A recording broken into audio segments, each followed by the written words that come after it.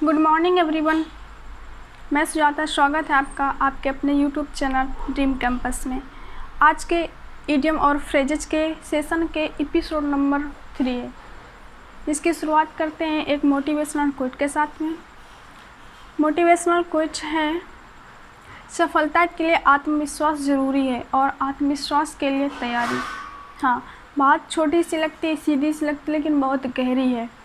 सफलता के लिए आत्मविश्वास बहुत ज़्यादा ज़रूरी है और आत्मविश्वास आएगा कहाँ से? जब आप लर्निंग और प्रैक्टिस पर फोकस करेंगे। किसी भी चीज़ के लिए प्रैक्टिस इतनी ज़्यादा महत्वपूर्ण होती है, इतनी ज़्यादा इम्पॉर्टेंट होती है कि आप सोच भी नहीं सकते। आप कितना भी लर्निंग कर लें, कितना भी सीख लें, अगर आप प्रैक्टिस नहीं करते तो आपकी लर्निंग बेकार ही चली जाएगी। तो सफलता अगर पाना है तो उसके लिए आत्मविश्वास चाहिए और आत्मविश्वास लर्निंग और प्रैक्टिस से ही आएगी। तो चलिए स्टार्ट करते हैं अपना एपिसोड नंबर 3। स्टार्ट करने से पहले आप चैनल को सब्सक्राइब कर लीजिए, बेल आइकन को भी प्रेस कर दीजिए और वीडियो को अपने दोस्तों के साथ में शेयर कर दीजिए। आज का पहला इडियम है an old head on young shoulder. इसका क्या मतलब है? An old head on young soldier. इसका मतलब है, जैसे आपने सुना होगा, छोटी मुंह बड़ी बातें। छोटी मुंह बड़ी बातें मतलब एक छोटा बच्चा लेकिन बातें एक अनुभवी, एक बड़े इंसान के तरीके करता है।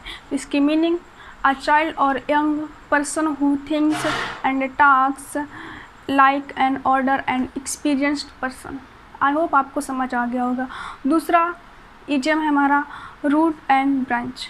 रूट एंड ब्रांच मतलब किसी भी, जैसे पेड़ है, अब उस पेड़ में उसकी रूट हो और ब्रांच हो, मतलब उसकी जड़ें और शाखाएं, मतलब पेड़ पूरा कंप्लीट हो गया क्योंकि उसमें जड़ें भी हैं जिससे वो ग्रो करेगा, ब्रांच है जिसमें लीफ, फल फूल आदि लगेंगे, मतलब वो पूरा है। तो रूट एंड ब्रांच कम्प्लीटली मतलब पूर्ण। अगला इडियम है डांस टू वंस टोन। किसी के टोन में नाचना, मतलब किसी के इशारे पे नाचना। जैसे लोग बोलते हैं कि वो उसके इशारे पे काम करती है, वो उंगली पे नाचती है, इसी प्रकार किसी के टोन पर नाचना मतलब उसके नियंत्रण में होना। अगर कोई किसी के इशारे पर नाचता है तो उसका मतलब क्या होता है कि वो उसके नियंत्रण में है, वो उसको पालन करता है, जो कुछ कहता है तो उसको वो करता है।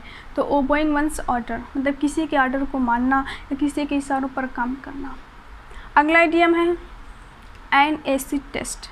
एन एसिड टेस्ट, एसिड जहाँ भी आता है उसका मतलब ही कठिन, क्रिटिकल से हो जाता है, और टेस्ट परीक्षा मतलब एक कठिन परीक्षा। पांचवा है या अगला पॉमीडेज। पॉमीडेज मतलब पॉमी मतलब हथेली।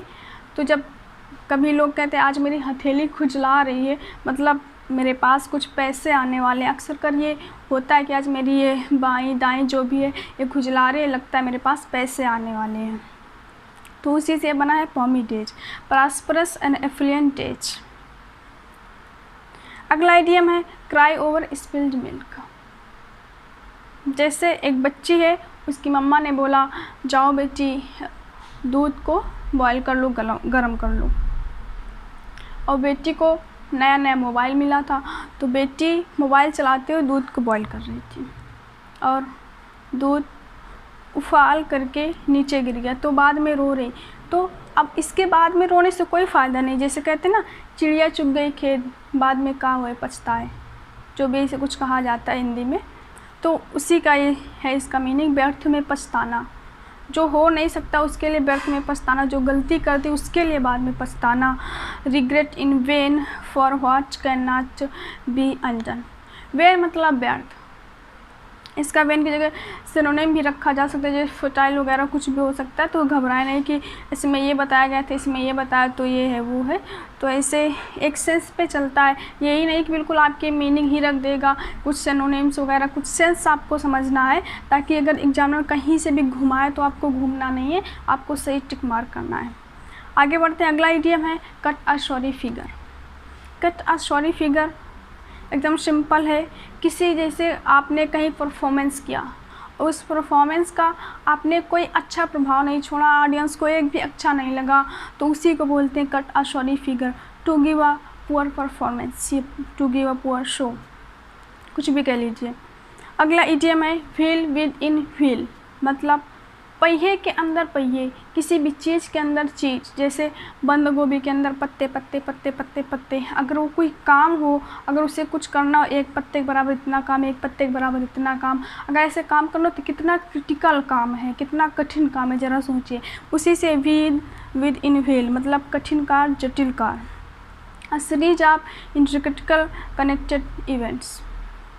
आई होप समझ में आ रहा होगा। एक्से आउट अगला इडियम है, एक्से आउट।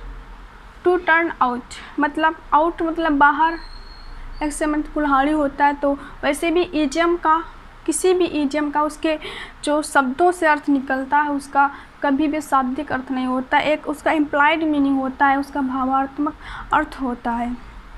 आई होप समझ में आ गया, एकदम सिंपल है। आउट से आप याद रख सकते हैं बाहर करना। अगला इडियम है ऑल एट सी।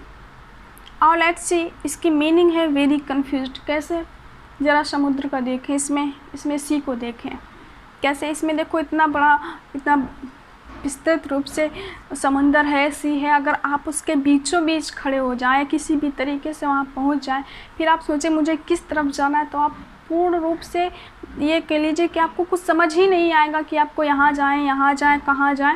मतलब आप पूरी तरीके से कंफ्यूज्ड हो चुके होंगे, भ्रमित हो चुके होंगे कि हमें क्या करना है। आई होप आपको समझ आ गया होगा। लेकिन आप चैनल को सब्सक्राइब कर दीजिए, बेल आइकन को भी प्रेस कर लीजिए ताकि हर वीडियो की नोटिफिकेशन आपको मिल सके। और ज़्यादा से ज़्यादा अपने दोस्तों को शेयर करिए, लाइक करिए और सब्सक्राइब करिए। और कमेंट करना ना भूलें कि आपको ये कितने % लर्न हुए और आज का सेशन आपको कैसा लगा। तो चलते हैं, मिलते हैं फिर अगले वीडियो में। तब तक के लिए बाय बाय।